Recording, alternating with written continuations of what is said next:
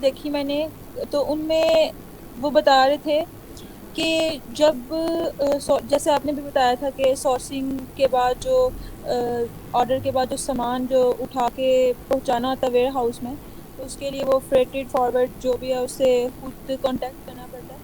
तो सर ये नहीं मुझे समझ आ रहा कि डीडीपी और जो दूसरा मेथड है इसमें क्या फ़र्क है और हमें कौन सा मेथड है वो चूज़ करना चाहिए, ये नहीं मुझे समझ आ रहा। अच्छा, मैं आपको वो भी बता देता हूँ क्या होता है। आपको डीडीपी और ईएक्सडब्ल्यू आपको दूसरा सुनने को मिलेगा, उसमें ही आपको समझ आ रही। डीडीपी और ईएक्सडब्ल्यू ये दो मेन, काफ़ी ज़्यादा होती हैं इस तरह की टर्म्स, लेकिन दो मेन टर्म्स जो सी हैं ना वो ये हैं, डीडीपी और ईएक्सडब्ल्यू। डीडीपी का मतलब होता है डीडीपी का मतलब होता है डिलीवरी ड्यूटी पेड। ईएक्सडब्ल्यू का मतलब होता है एक्स फैक्ट्री वर्क्स। अब इसमें क्या फ़र्क है? डीडीपी का मतलब है कि डिलीवरी ड्यूटी पेड, यानी कि इसमें हर किस्म के कस्टम्स और हर किस्म की फ़ीस सब कुछ पे हो चुका है और सामान आपके डोर स्टेप पे पहुंच चुका है, आपके घर पहुंच चुका है सामान। E X W ex factory works का मतलब ये है कि सामान फैक्ट्री में बन के वहाँ से रेडी हो चुका है, वहाँ से आपने पिक नहीं किया, आपने कोई कस्टम नहीं पे किया, आपने अपनी तरफ शिप नहीं किया। सिर्फ और सिर्फ ये वो आपको, अगर आपको कोई कहता है ना कि आपके प्रोडक्ट की जो प्राइस है वो है $100 ई एक्स डब्ल्यू, उसका मतलब ये है कि वो कह रहे हैं कि आपने अगर प्रोडक्ट हमसे बनवाना है तो हम $100 में बना देंगे, हम बना देंगे $100 में फिर आपने खुद हमारे से आके लेके जाना है और जहाँ भी पहुँचाना है वो आपने खुद ही पहुँचाना है। वो उसके अंदर अलग से कॉस्ट आ जाती है। डीडीपी अगर कोई आपको कहता है कि $100 है, तो उसका मतलब है कि आपको हम $100 में बना के देंगे और आपके घर पहुँचा के देंगे। दो चीज़ें आ जाती हैं इसके अंदर। मैं आपको एक तस्वीर सेंड कर देता हूँ ग्रुप के अंदर, उसके अंदर ना ये डीडीपी और इसकी जो इनको कहते हैं इनको टर्म्स एक तस्वीर सेंड कर देता हूँ ग्रुप के अंदर, उसके अंदर ना ये डीडीपी और इसकी जो इनको कहते हैं इनको टर्म्स के नाम से इनको कहलाया जाता है, और ये आपको मैं शेयर कर देता हूँ ताकि आप इसको स्टडी कर लें और आपको खुद समझ आ जाए कि ये क्या चीज़ है। सर लेकिन इनमें से अच्छा मेथड है वो कौन सा है जो चूज करना चाहिए, डीडीपी? इनमें से आप मुझे खुद बताएं, आप क्या चूज़ करेंगी कि आपको वो फैक्ट्री से निकाल के बस फैक्ट्री में तैयार करके दे दें कि आपके घर पहुँचाएँ? कौन सा ज़्यादा अच्छा सर होना चाहिए? घर डीडीपी उस लिहाज से तो डीडीपी ठीक है, उसमें जो भी है वो सामान हमारे घर तक पूरा पहुंच जाएगा और $100 में ही पहुंचेगा। लेकिन सर जो वीडियो मैंने देखी उसमें बता रहे थे कि अगर आप डीडीपी करते हैं चूज, तो उसमें वो जो सप्लायर होगा वो जब आपका सामान तैयार कर देगा तो बाद में वो मतलब कि पीछे से खुद भी ये जो फ्रेट फ्रेट फॉरवर्ड वाला है उसको हायर करके अपना कमीशन भी निकालेंगे इस तरह से। वो आपको अलग पैसे जो है उसमें और मतलब मांगेंगे। हाँ ये जी, चीज़। ऐसी अब मैंने आपको जो $100 का है वो सिर्फ एग्जांपल के तौर पे मैं कह रहा था, लेकिन आप अब ये समझना चाहिए आपको कि अगर उसके अंदर शिपिंग इंक्लूडेड है और कस्टम्स भी पे कर रहे हैं वो, तो उसकी प्राइस बढ़ जाएगी। अगर आपने एक चीज़ ई एक्स डब्ल्यू में उसकी प्राइस $100 देखी है तो डी डी बी में उसकी प्राइस 150 होगी, क्योंकि उसके अंदर बाकी सर्विसेज भी आ रही हैं। बस फ़र्क क्या होगा कि आपको खुद कुछ नहीं करना पड़ेगा, पैसे आपसे वो एक्स्ट्रा ले लेंगे लेकिन आपके घर तक सामान पहुंचा देंगे। आपको किसी किस्म के कस्टम्स की, टैक्सेस की या आपको फ्रेट फॉरवर्डिंग वगैरह कराने की कोई भी आपको किसी किस्म की प्रॉब्लम नहीं आएगी, वो सारा कुछ वो हैंडल करेंगे, बस वो उसके चार्जेस लेंगे। फिर तो सर डीडीपी ही ठीक है। और सर इसके अलावा जो है वो एयर या फिर शिप, इन दोनों में से कौन सा उसमें आपका आ जाता है मार्जिन। अब आपने अगर बात की है ना सप्लायर से या फ्रेट फॉरवर्डर से, तो आपको अंदाज़ा हुआ होगा कि एयर शिपिंग की कॉस्ट जो सी है वो सी शिपिंग से ज़्यादा है, कम अज़ कम 5 टाइम ज़्यादा होती है। यानी कि अगर सी शिपिंग का पर केजी रेट $1 है ना, तो एयर शिपिंग का $5 होगा। अब आपने ये अंदाज़ा लगाना है, आपका कैलकुलेशन आपकी ये होनी चाहिए कि अगर आप सी शिपिंग या एयर शिपिंग लेते हैं, फ़र्ज़ करें आप एयर शिपिंग लेते हैं, तो एयर शिपिंग में जो आपको ख़र्चा आ रहा है वो आपके मार्जिन के अंदर अंदर रहता है कि नहीं रहता। अगर आपके मार्जिन हर्ट होते हैं, यानी कि अगर एक चीज़ है जो मुझे $5 की चाहिए तो मुझे 40% प्रॉफिट आएगा, लेकिन एयर शिपिंग कराते हुए मुझे $8 की पड़ती है, तो मेरे मार्जिन्स तो कहीं नहीं जाएंगे, वो तो ज़ीरो हो जाएंगे। 40 अगर परसेंट है तो वो 10% रह जाएंगे, तो मुझे तो वो बारे में नहीं रहेगा। फिर मुझे चाहिए सस्ती शिपिंग। सस्ती शिपिंग होती है सी शिपिंग। फ़र्क क्या होता है इनमें? सी शिपिंग आहिस्ता आती है, एयर शिपिंग जल्दी आ जाती है। सी शिपिंग में आपके 40 से 60 दिन तक लग जाते हैं, एयर शिपिंग के अंदर आपके लगते हैं 10 से 15 दिन। अक्सर जो उनसे लोग हैं जब लॉन्च करते हैं तो वो क्या करते हैं कि अगर उनको पता है ना उनके महीने के बिकेंगे 1000 पीस, और उनको पता है कि अगर मैंने ऑर्डर करना है सी के थ्रू तो मुझे कम से कम 3000 पीस ऑर्डर करने हैं, क्योंकि जब मैं 3000 ऑर्डर करूँगा ना तब मेरे पास टाइम होगा अगला ऑर्डर प्लेस करने का। अब आप फ़र्ज़ करो, मैंने आपको बताया 40 से 60 दिन लगते हैं सी शिपिंग का ऑर्डर आते हुए। आप 1000 पीस मंगा लेते हो, वो एक महीने में आपके ख़त्म हो जाते हैं। आप 1000 पीस मंगाते हो, ख़त्म होते हैं, आप अगला ऑर्डर देते हो, अगला ऑर्डर आने में फिर से 40 से 60 दिन लगेगी। बीच में गैप आ जाएगा, आप आउट ऑफ स्टॉक हो जाओगे। अब उस आउट ऑफ स्टॉक को कवर करने के लिए ना, उस टाइम को आप 3 महीने का सामान मंगाते हैं, ताकि 1 महीना फिर 2 महीने जो अगले ऑर्डर को आने में लगेंगे वो भी उसमें कवर हो जाए। लोग क्या करते हैं कि शुरू में छोटा सा ऑर्डर करते हैं 400-500 पीसीस का एयर के थ्रू, और साथ ही जैसे वो ऑर्डर उनको रिसीव होता है ना, साथ ही वो सी का ऑर्डर कर देते हैं। अब मकसद इसका क्या होता है, ताकि उनके पास जल्दी जल्दी थोड़ी सी इन्वेंट्री पहुंच जाए। अगर उनकी प्रोडक्ट इस तरह की है कि एकदम से वहाँ पे बंदे आ रहे हैं, कंपटीशन बढ़ता जा रहा है, तो वो क्या करेंगे, जल्दी जल्दी थोड़े से एक्स्ट्रा पैसे लगा के ना, थोड़े मार्जिन कम करके अपना प्रोडक्ट बस लाइव कर दें, ताकि उसकी थोड़ी सी सेल शुरू हो जाए और उसके रिव्यूज़ आने लग जाए, ताकि जब लोग देखें ना कि ये सेलर कब का बैठा हुआ है तो उनको नज़र आए कि काफ़ी देर का बैठा हुआ, बजाय कि इसके वो 3 महीने इंतज़ार करें, 2 महीने इंतज़ार करें सामान आने का। थोड़ी सी सेल लेके उनको एक अपना ये शो हो जाएगा कि ये सेलर इस डेट का बैठा हुआ है। आगे समझ इस बात की?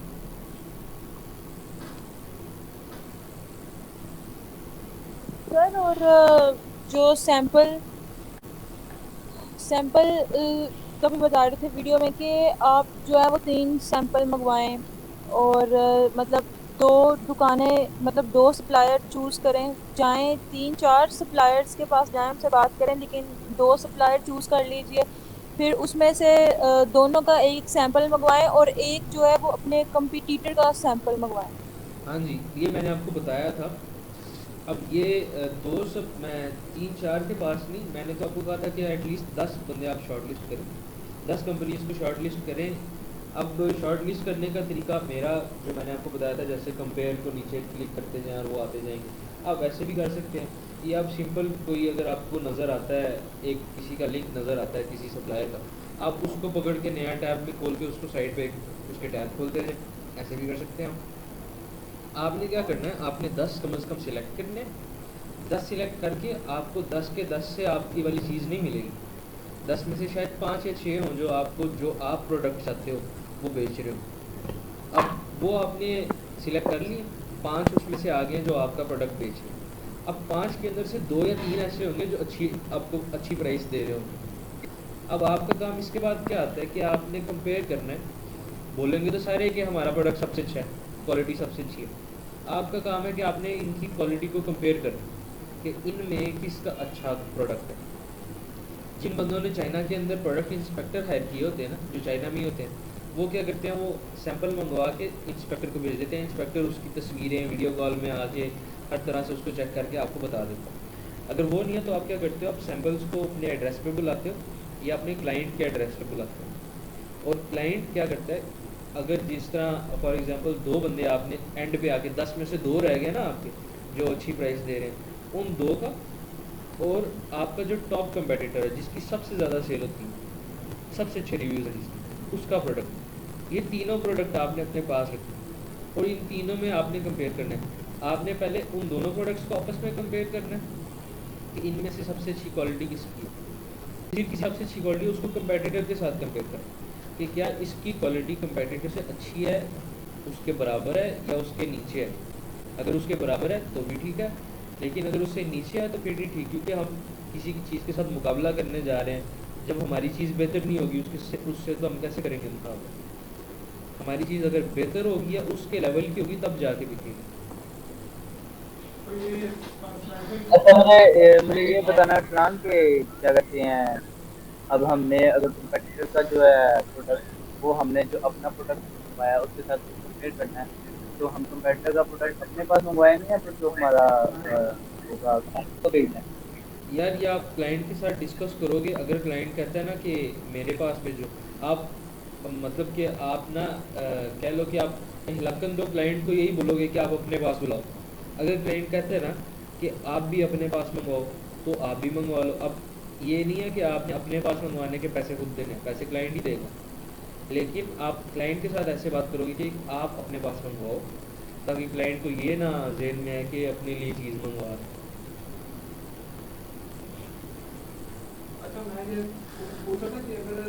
अच्छा, एक बात ये है कि क्या कहते हैं, ये अब हमने मिसाल के तौर पे हमने चाइना से सोर्स किया प्रोडक्ट अपना, हाँ ठीक है। उसके बाद ये है कि हमने सोर्स करके उससे बात कर ली कि हमें थोड़ी बहुत अल्ट्रेशन वगैरह करवानी है प्रोडक्ट में। अगर वो अल्ट्रेशन कर लेता है तो अल्ट्रेट कर दो, फिर एक सैंपल हमें भेजिएगा। नहीं, प्रोडक्ट में अल्टरेशन करा के आप सैंपल नहीं मंगवा सकते। सैंपल सिर्फ वही वो बेचते हैं जो उनके पास ऑलरेडी बना पड़ा होता है। अल्टरेशन करानी है उसके आपको अलहदा से पैसे पे करने पड़ेंगे। आप मंगवा सकते हो, आप ये कह सकते हो कि यार प्रोडक्ट अल्टर करके या कस्टमाइज़ करके या मॉडिफाई करके मुझे एक सैंपल उसका भेज दो, लेकिन वो फिर आपसे उसके पैसे लेगा। मॉडिफिकेशन के, अल्टरेशन के वो पैसे लेगा, क्योंकि वो एक सैंपल आपके लिए खास तौर पे तैयार किया जा रहा है। अच्छा, मैं ये बोल रहा हूँ कि अगर हमने फैक्ट्री को ऑर्डर दे दे के हमारे ऑर्डर को 1000 पीसेज बना दे, हाँ, तो हमने सैंपल पहले मंगवाना ऑर्डर देने से के बाद हमने पहले मंगवाना, हमने पहले क्योंकि हमने पहले मंगवा के चेक करना है कि ये जो चीज़ बनाते हैं कैसी बनाते हैं। जब बन गया है आपका ऑर्डर, सारा बन गया सामान, आपने पैसे दे दिए उसको, फिर सैंपल बनाने का क्या तुम? सैंपल आप तब मंगवाओगे अगर आपको नहीं पसंद आता, तो आप ये तो नहीं कह सकते कि भाई मुझे नहीं चाहिए सामान, मेरे पैसे वापस कर दो। उन्होंने तो कहना हमने बना दी। तो सस्पेंशन हमने कब मतलब करना है? इंस्पेक्टर जोन्स है वो आपने शुरू में ही हायर करना है। शुरू में है इंस्पेक्टर जोन्स है, अगर तो आप चाहते कि आपके सैंपल्स भी इंस्पेक्टर ही देखे, फिर आपने उसको शुरू में करना है। और इंस्पेक्टर के 3 स्टेजेस होते हैं। वो भी करता है, आपके सैंपल्स को भी इंस्पेक्ट करता है, फिर वो आपका जब सामान बन रहा होता है उसको जाके चेक करता है, फिर बनने के बाद चेक करता है। 3 स्टेजेस फिर उन्हें वो इकट्ठे हमसे पैसे लेकर के ज़्यादा चार्ज होगा। इकट्ठे लेगा वो उसके पैसे। लेकिन ये आप पे नहीं है, ये आपके क्लाइंट पे। अगर क्लाइंट कहता है ना कि मैं नहीं करना चाहता इंस्पेक्टर है, तो सारा कुछ फिर आप पे है। आपने सारा इस चीज़ का ध्यान रखना। फिर उसके सैंपल तीनों टाइम मंगवाना पड़ेगा। तीनों टाइम क्यों मंगवाएंगे? सैंपल का सिर्फ और सिर्फ मकसद क्या है? क्या होता है सैंपल का मकसद? आप जब मेरी बात सुनो, आप कहीं रेस्टोरेंट पे जाते हो, वहाँ पे एक डिश बनी हुई है, आपको नहीं पता कि ये डिश का जायका क्या है। आप उसको चखोगे कब? खाने से पहले या खाने के बाद? बिल्कुल, खाने से पहले चखते हैं डिश को, इसलिए हम फिर ऑर्डर प्लेस करने से पहले सैंपल मंगवाते हैं। मंगवा लिया था, हम उससे स्टेजिंग भी करवा दी। मतलब हमें जब नीचे नहीं पसंद आया, हमारे जो कॉम्पिटिटर था उसका हमसे अच्छा था, हाँ हम लोग उसको चेंज करवा दिया। हाँ। तो फिर जब चेंज करवाने के बाद फिर हम वो अगर आपने ऐसी चेंजिंग कराई है ना कि आपको लगता है कि सिंपल नहीं है, ये चेंजिंग बड़ी बड़ी ख़ास चेंजिंग है कि मैं चाहता हूँ कि बस ये जिस तरह मैं चाहता हूँ उस तरह का ही लगे।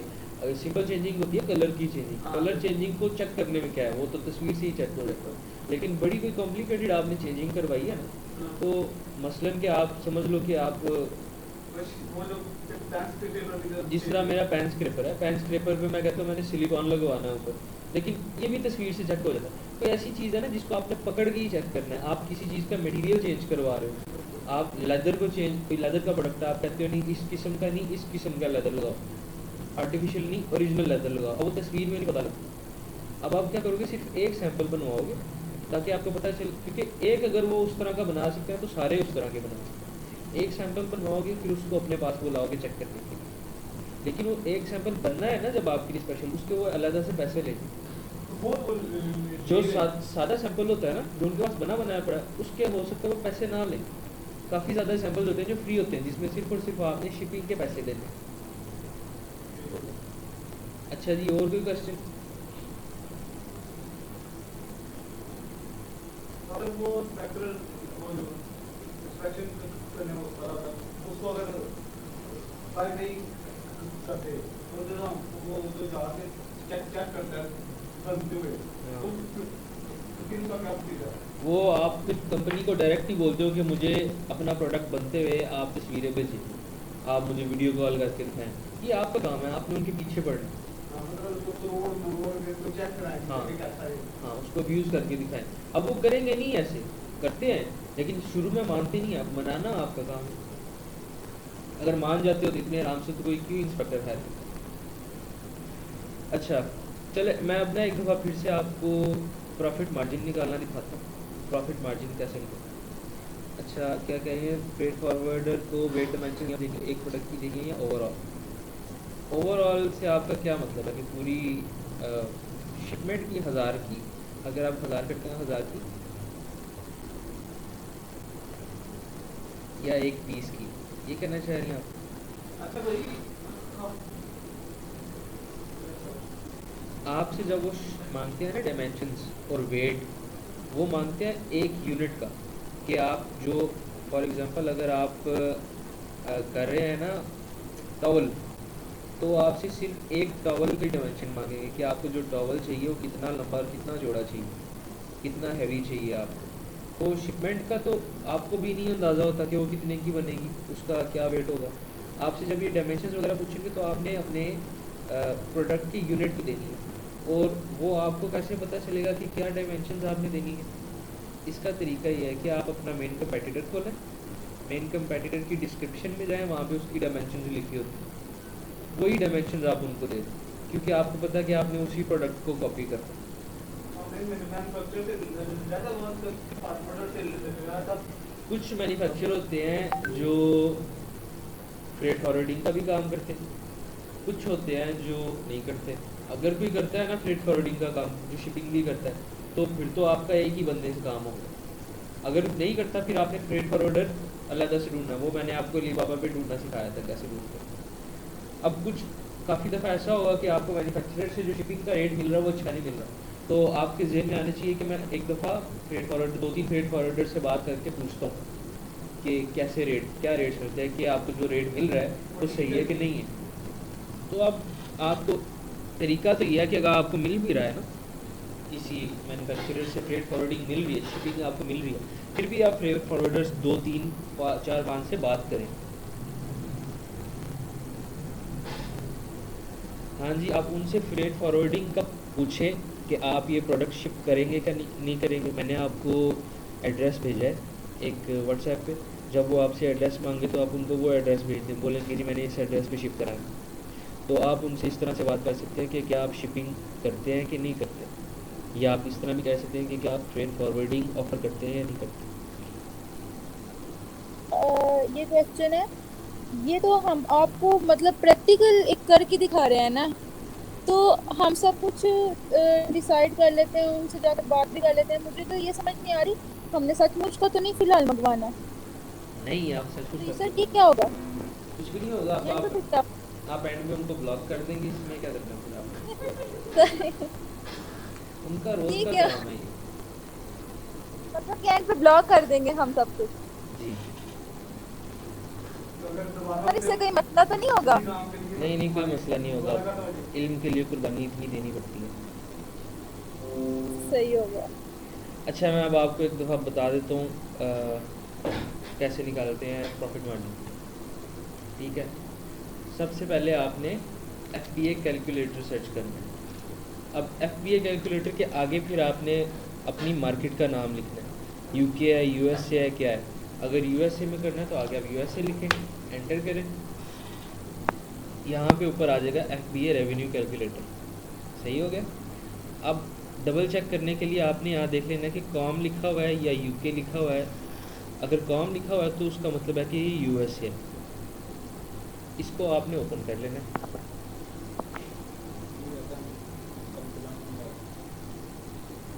अब क्या करना है आपने, आपने जाना है अमेज़ोन पे और अपना मेन कंपेटिटर निकालना है। अब कोई प्रोडक्ट है, जिस तरह आपका प्रोडक्ट था, क्या था, पाइनएप्पल कोरल।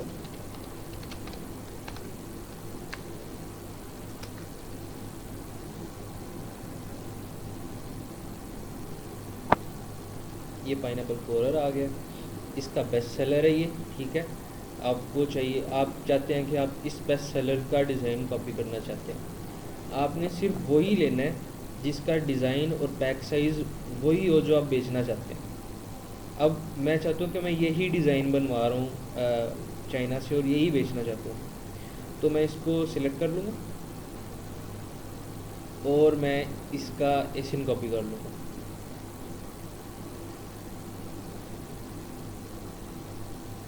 इसका एसिन आप आके यहाँ डाल दें, आए FBA कैलकुलेटर में और find your product on amazon.com के नीचे यहाँ पे आप इसका एसिन पुट कर दें। अब आगे इन्होंने ये इसलिए दी हुई है, एसिन डालने का मकसद क्या होता है कि वो इस प्रोडक्ट को स्कैन करता है और देखता है कि इसकी डायमेंशंस और प्राइस वगैरह क्या है। अगर उसको उसकी प्रोडक्ट के पेज में से डायमेंशंस नहीं मिलती तो वो फिर आपसे मैनुअली कहता है कि इसकी डायमेंशंस लिखें, लेकिन उसको मिल जाती होती हैं। अगर ना मिले तो आप कोई और प्रोडक्ट पकड़ के किसी और लिस्टिंग का एसिन डाल दें, तब मिल जाएंगे उसको। अब मैंने सर्च किया तो इसने मुझे 4 ऑप्शन दे दिए। ये 4 इसने मुझे क्यों दिए हैं, क्योंकि जो हमारा प्रोडक्ट हमने सिलेक्ट किया है ना, इसके अंदर वेरिएशंस आ रही हैं। ये मुझे कह रहा है कि इसमें से कौन सी वेरिएशन करनी है आपने। अब मुझे पता है कि सारी की सारी वेरिएशंस एक जैसी हैं ऑलमोस्ट, लेकिन यहाँ पे क्या है, इधर पैक साइज़ बने हुए हैं, यानी कि ये इसके साथ 2-2 आपको प्रोडक्ट्स मिल रहे हैं, 2 के पैक बने हुए हैं। लेकिन हमने ये वाला करना है, इसको मैं सिलेक्ट कर लूँगा। अब ये नीचे आपके पास खुल गया कैलकुलेटर।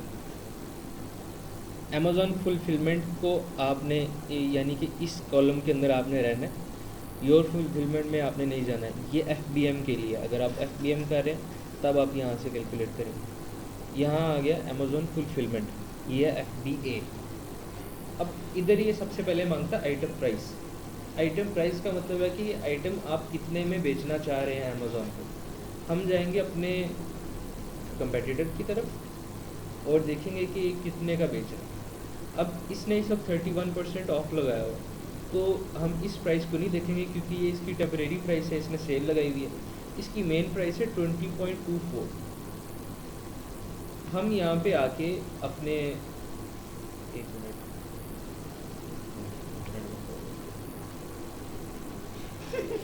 पता नहीं कब का बंद हुआ वो। नहीं अभी अभी अभी भी हुआ, वो जब आप वो वहाँ से सिलेक्ट किया था ना, 4 में से एक उसकी वो जो वाली थी लिस्टिंग, वो 4 नहीं था इसके, तो मेरी शुरू से एक स्टेप कब तक आ रहा था मैं वहाँ देख रहा था।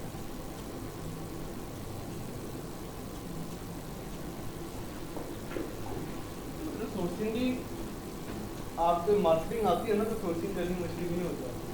हाँ, लेकिन लोकल दुकान में बैठी कब सोर्सिंग आपको आती हो ना सही से। मैं एक बताऊँ, एक बड़ी चीज़, आपको अच्छी सोर्सिंग आती है ना, आपको मैं आपके सामने कोई भी प्रोडक्ट लिख रखूँगा, आप मुझे वो प्रोडक्ट की फैक्ट्री ढूंढ के दे दो और सबसे कम रेट ढूंढ के दो। एक दफ़ा भी लैपटॉप के बटन को हाथ नहीं लगाना और अमेज़ॉन पे अच्छा भला बिजनेस होगा। इंग्लिश का एक लफ्ज़ ना आता हो आप बिजनेस कर सकते। क्यों बोला, पूरे पाकिस्तान में इस वक्त अमेज़ॉन बहुत ऊपर जा रहा है, सारे अपनी अपनी प्रोडक्ट लॉन्च कर रहे हैं, सबको सोर्सिंग नहीं आती। सारे पास अलीबाबा भी जाते हैं, प्रोडक्ट लिखते हैं, जो पहला आ जाता है सप्लायर उसके पास जाके ऑर्डर कर देते हैं। और पाकिस्तानी लोग भी, पाकिस्तानियों की बात कर, पाकिस्तानियों से तो नहीं ना इंग्लिश में बात करें, तो पाकिस्तानी जो उनसे हैं वो ऑनलाइन बेच भी रहे हैं, उनको मार्जिन नहीं अच्छे मिल रहे हैं, फेल हो रहे हैं।